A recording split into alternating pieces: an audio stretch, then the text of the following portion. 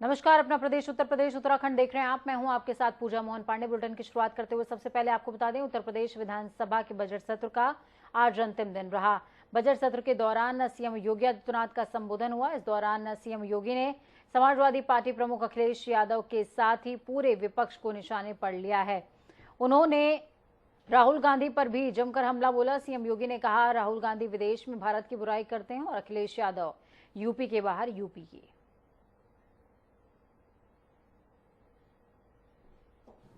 हर एक राज्य अपने यहां इस प्रकार की योजना को लागू करे। उत्तर प्रदेश राज्य ने प्रधानमंत्री जी के मार्गदर्शन में 2018 में इस योजना को लागू किया। आज उत्तर प्रदेश का एक्सपोर्ट भी बढ़ा। अगर हम लोग 2016-17 की तुलना में आज देखेंगे, 16-17 में मात्र 85-86 हजार करोड़ रुपए का एक्सपोर्ट हो पाता था। आज 1,56,000 करोड़ रुपए का एक्सपोर्ट उत्तर प्रदेश करने की स्थिति में कर रहा है और एक्सपोर्ट स्टेट के रूप में उत्तर प्रदेश आज आगे बढ़ रहा है। उत्तर प्रदेश बीजेपी ने राज्यसभा चुनावों के लिए उत्तर प्रदेश से 8 उम्मीदवारों के नामों का ऐलान करने के बाद आज सभी 8 प्रत्याशियों के विधानसभा के टंडन हॉल में नामांकन उनका दाखिल हो चुका है। बीजेपी नेतृत्व ने राधा मोहन दास अग्रवाल के अलावा पार्टी के पूर्व प्रदेश अध्यक्ष लक्ष्मीकांत वाजपेयी, मौजूदा राज्यसभा सदस्य सुरेंद्र सिंह नागर, बाबूराम निषाद, दर्शना सिंह और संगीता यादव के साथ शाहजहांपुर के पूर्व सांसद और विधायक मिथिलेश कुमार और राष्ट्रीय पिछड़ा आयोग के राष्ट्रीय अध्यक्ष डॉक्टर लक्ष्मण को भी राज्यसभा चुनाव के लिए उम्मीदवार बनाया है। आज सभी ने नामांकन दाखिल कर दिया और 1 जून यानी कि कल नामांकन पत्रों की जांच होनी है। तो वहीं 3 जून को नामांकन पत्र वापस भी किए जाएंगे। साथ ही 10 जून को चुनाव और मतगणना दोनों होने हैं। हालांकि मौजूदा विधायकों की संख्या के हिसाब से माना जा रहा है कि बीजेपी के 8 और सपा के 3 राज्यसभा उम्मीदवारों को जीतना तय है।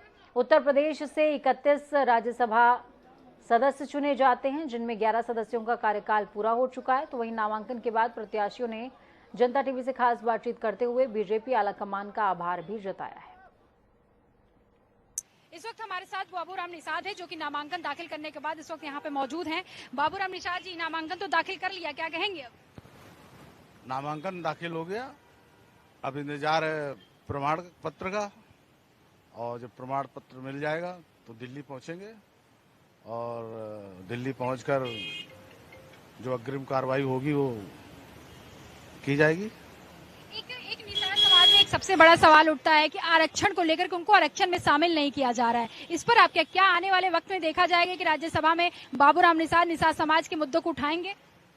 निषाद समाज पूरे हिंदुस्तान में है, उसकी सेवा के लिए मोदी जी ने अभियान चलाया है। कोई दवाई से वंचित न रहे, कोई रोटी कपड़ा मकान से वंचित न रहे, कोई शुद्ध पीने के जल का अभाव में न तड़पे।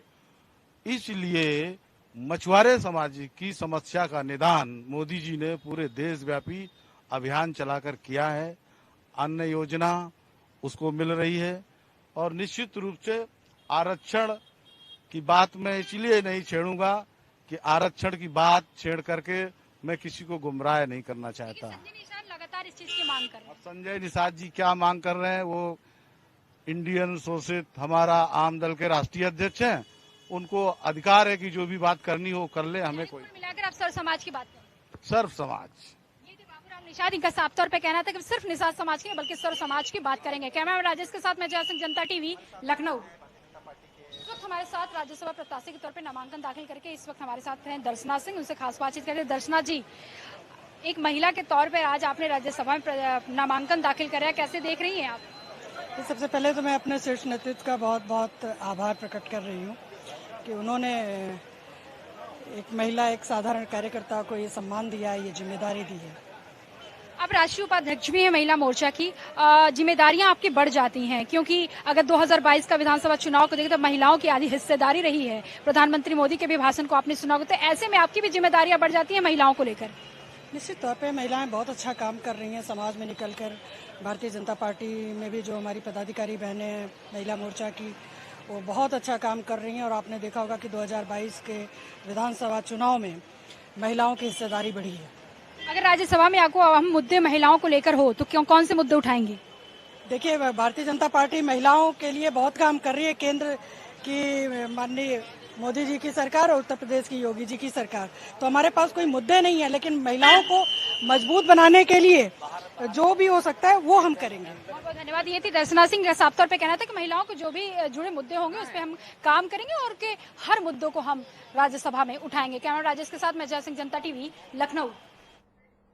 ज्ञानवापी श्रृंगार गौरी मामले में कमीशन सर्वे का वीडियो वायरल होने के बाद हिंदू पक्षकार की 4 वादी महिलाएं जिला जज की ओर से सीलबंद लिफाफे में दिए गए सीडी को वापस करने के लिए जिला जज न्यायालय अदालत में प्रार्थना पत्र देकर वादी महिलाओं ने वायरल वीडियो के बारे में न्यायालय को अवगत कराया है। वादी महिलाओं ने न्यायालय को सीलबंद लिफाफे की सीडी वापस करने की पेशकश भी की, तो न्यायालय ने लिफाफा लेने से इनकार कर दिया। जिला अदालत ने लिफाफे को वादियों के पास ही सुरक्षित रखने और 4 जुलाई को फिर से कोर्ट लेकर आने की बात कही है।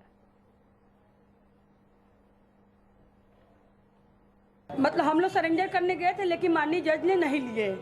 बोले कि 4 जुलाई को मतलब आप सुरक्षित रखिए, 4 जुलाई को जो कार्रवाई होगी 4 जुलाई को होगी। जांच कोई मतलब जो लीक किया है उसके ऊपर तो कार्रवाई होबे करेगा, चाहे भी जो हो, चाहे हिंदू पक्ष की हो चाहे मुस्लिम पक्ष की हो, लेकिन कार्रवाई तो होगी उन लोग के ऊपर। तो बड़ी खबर, अहम जानकारी आपको दे दें। कांग्रेस महासचिव प्रियंका गांधी लखनऊ का दौरा करने वाली हैं। कल पार्टी मुख्यालय में 2 बजे प्रशिक्षण शिविर में शिरकत करेंगी प्रियंका गांधी खुद। विधानसभा चुनाव में हार के बाद प्रियंका का पहला लखनऊ दौरा है। बिना प्रदेश अध्यक्ष के कांग्रेस प्रशिक्षण शिविर का आयोजन करने जा रही है। तो बड़ी खबर, अहम जानकारी आपको दे रहे हैं। बिना प्रदेश अध्यक्ष के शिविर का आयोजन होने जा रहा है, जिसमें कांग्रेस महासचिव प्रियंका गांधी वाड्रा खुद शिरकत करने के लिए पहुंच रही हैं राजधानी लखनऊ।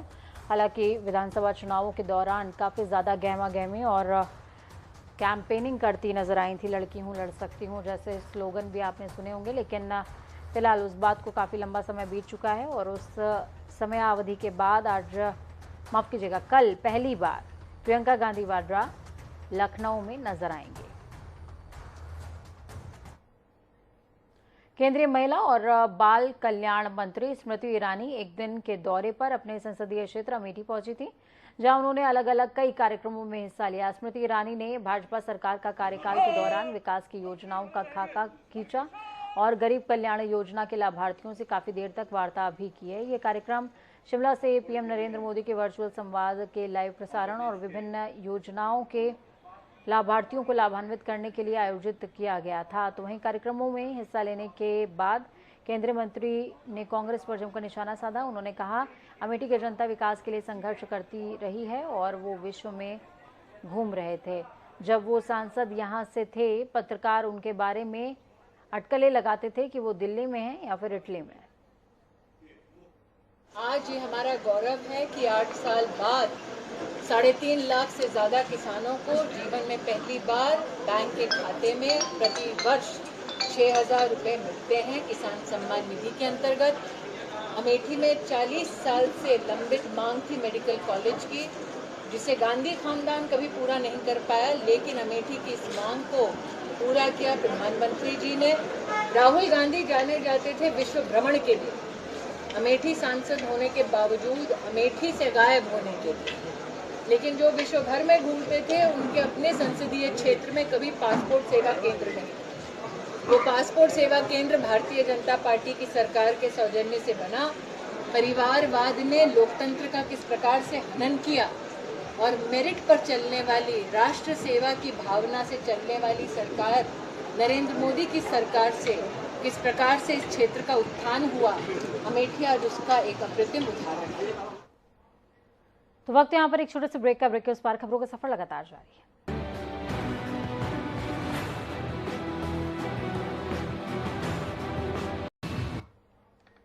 ब्रेक के बाद एक बार फिर से आप सभी का स्वागत है। आज उत्तराखंड के चंपावत विधानसभा सीट पर उपचुनाव के लिए मतदान हुआ। सुबह से ही मतदाताओं में खासा उत्साह नजर आया। मतदान केंद्रों पर वोटरों की लंबी कतारें दिखी। शाम तक आए आंकड़ों के मुताबिक 63% से ज्यादा मतदान की संभावना है। हालांकि अंतिम आंकड़े आना अभी भी बाकी है। आज शाम 5 बजे वोटिंग खत्म होने के बाद मुख्यमंत्री पुष्कर सिंह धामी सहित 4 प्रत्याशियों की किस्मत ईवीएम में कैद हो गई है। 76 मतदान केंद्रों में वेबकास्टिंग की गई। 4 बूथों में ईवीएम वीवीपैट खराब होने से 1 घंटे तक वोटिंग बाधित भी नजर आई। इसके अलावा मौसम ने कुछ देर मतदाताओं को प्रभावित भी किया है। तो वहीं सीएम धामी ने देहरादून से चंपावत उपचुनावों पर पूरी नजर रखी। दून जाने से पहले टनकपुर बनबसा के 15 से ज्यादा बूथों पर सीएम धामी पहुंचे थे। उनकी पत्नी गीता धामी भी लोगों से मिली थी। साथ ही मतदान को लेकर जहां भाजपा में उत्साह था, तो वहीं 90% बूथों पर कांग्रेस के बसते ही नहीं थे, जिसके बाद प्रशासन पर पक्षपात का आरोप लगाते हुए करीबन शाम 4 बजे कांग्रेस प्रत्याशी निर्मला गहतोड़ी धरने पर बैठ गईं। आपको बता दें कि चंपावत उपचुनाव में मुख्यमंत्री पुष्कर सिंह धामी समेत 4 प्रत्याशी मैदान में हैं। विधानसभा चुनाव में मुख्यमंत्री पुष्कर सिंह धामी को खटीमा से हार का मुंह देखना पड़ा था। ऐसे में क्षेत्र के पूर्व विधायक कैलाश गहतोड़ी ने ये सीट उनके लिए खाली कर दी थी। उत्तराखंड के 5वें विधानसभा के लिए 15 फरवरी को हुए मतदान के 106 दिन बाद एग्जैक्ट 106 दिन के बाद 31 मई यानी कि आज चंपावत में दूसरी बार मतदान हुआ है।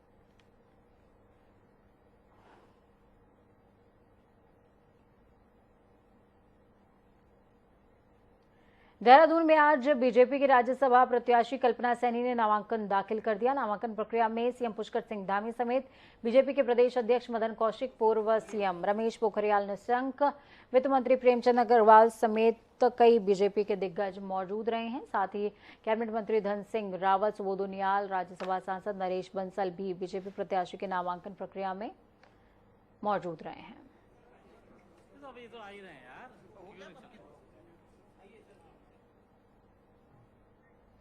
उत्तरकाशी में आज गरीब कल्याण सम्मेलन कार्यक्रम का आयोजन हुआ। इस दौरान प्रधानमंत्री नरेंद्र मोदी ने लाभार्थियों के साथ संवाद किया। जिला प्रेक्षागृह और कृषि विज्ञान केंद्र चिन्याली सौड़ में इस कार्यक्रम का आयोजन हुआ है।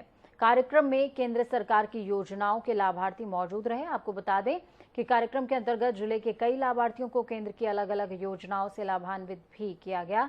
इस दौरान जिलाधिकारी, एडीएम, एसडीएम समेत कई अफसर मौजूद रहे। साथ ही कई जनप्रतिनिधि और जिला स्तरीय अधिकारी भी मौजूद रहे।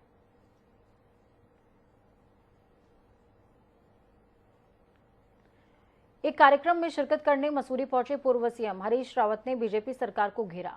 उन्होंने कहा, सरकार की मंशा बजट सत्र को लेकर के स्पष्ट नहीं है और इसके खिलाफ पार्टी के शीर्ष नेताओं से बात करके निंदा प्रस्ताव और विशेषाधिकार हनन का प्रस्ताव सदन में पेश करने के लिए कहेंगे।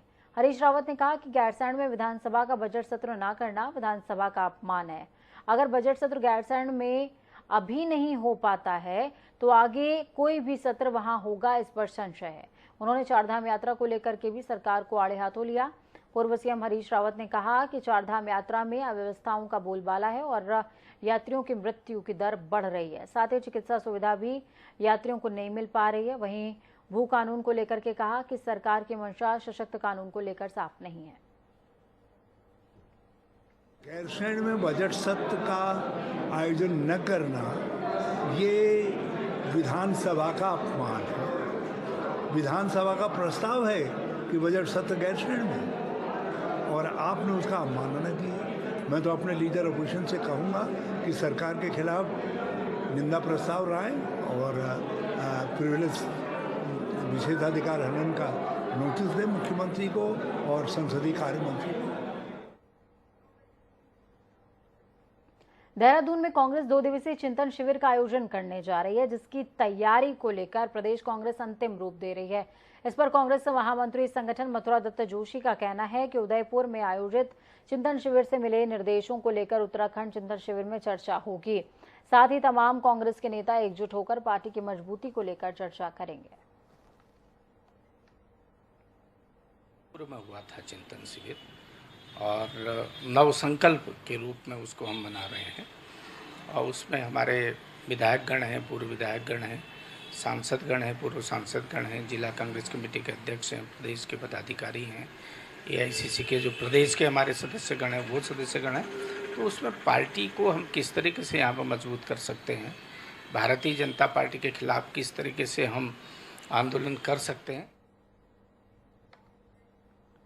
चारधाम यात्रा को लेकर कई तरह की दिक्कतें सामने आ रही हैं। वहीं सरकार इन दिक्कतों को दूर करने के लिए भी व्यवस्थाएं कर रही है। बीजेपी विधायक सुरेश चौहान ने कहा कि निश्चित ही 2 साल के बाद चारधाम यात्रा सुचारू रूप से शुरू हुई है, जिसके चलते बड़ी तादाद में चार धामों के दर्शनों के लिए श्रद्धालु पहुंच रहे हैं। हालांकि शुरुआती दौर में रजिस्ट्रेशन को लेकर और पहाड़ी इलाकों में पार्किंग व्यवस्था में दिक्कतें सामने आई थी, लेकिन स्थानीय लोगों और जनप्रतिनिधियों की मदद से समस्याएं सुधार ली गई।